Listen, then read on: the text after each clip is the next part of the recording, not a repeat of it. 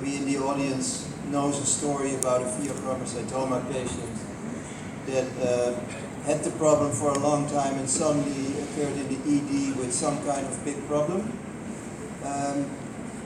So diagnostic challenge, it will not only talk about imaging, because everybody always thinks about imaging when you think about diagnostics, but it's much more about also using your eyes and your ears and everything you have to make sure that you know what the patient has. But I will enter this talk right away with a case. So it was November 2014, 24-year-old female that presented at the ED, middle of the night, of course, somewhere between 3 and 4, palpitations, sick. She was a student, and the cardiologist was consulted, and he did an ultrasound of the heart and saw that she had elevated troponins and saw that she had an ejection fraction of only 45%. And they even made an MRI. I don't think they did it in the middle of the night, probably the next morning. And they saw a normal, it's a dynamic MRI, and they saw a normal systolic left ventricular function and no other main diseases. And the treatment was a little bit of bisoprolol and 12 months follow-up. But then, as you probably will know, because otherwise she wouldn't be in my talk, in February 2016 she came back with sudden shortness of breath, palpitations, and there was nausea, vomiting, chest pain, no fever. And in the summer before, both her parents died of cancer.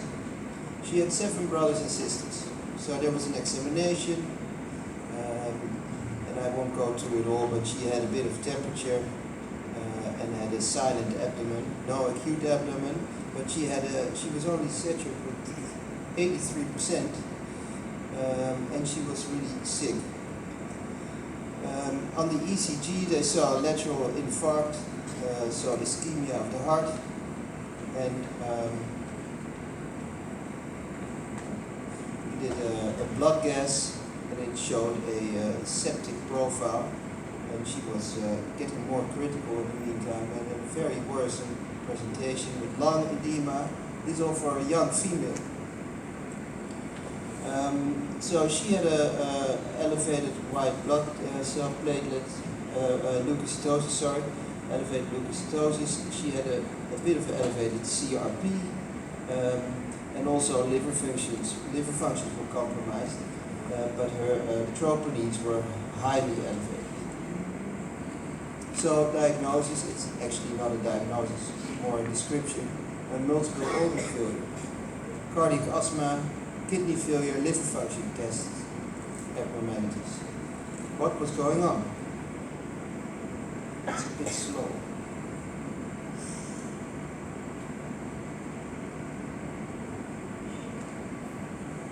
So she was admitted to the ICU, non-invasive breathing, glycerin, and the diagnosis was myocarditis. The treatment was empirical antibiotics.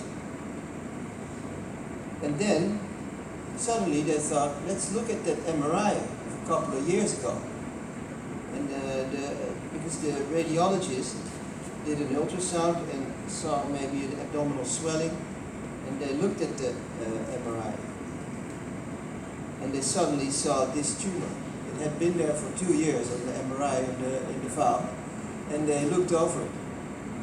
And we all know that, I don't know if you know the film of 8 basketball players passing on the ball, and there's a gorilla walking right in between them, and nobody sees the gorilla. So if you're looking for something, for something else, sometimes you could see something massive, you can miss it. That's what happened. So she had massive symptoms, and eventually hormonal screening with elevated methamphetamines, but now of course it was easy. And they made a PET CT, suddenly going by itself. PET CT, and then they saw on the CT this tumor, on the PET as well. Sorry about this. 2 tumors one large one on the left side, a bit smaller one on the right side, and then also, of course, a tumor in the neck. We discussed these type of patients this morning. So calcitonin was also elevated to 30, so 1 plus 1 is MEN2. This was already discussed this morning.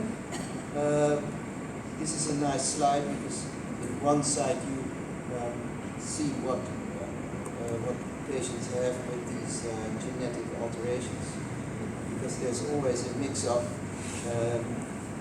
People always tend to think that in all men diseases there is adrenal tumors, so it's good to have this in your, close to you, or hanging close to your desk. And what's also good to remember that within the MEN2 diseases, MEN2A is the most frequent.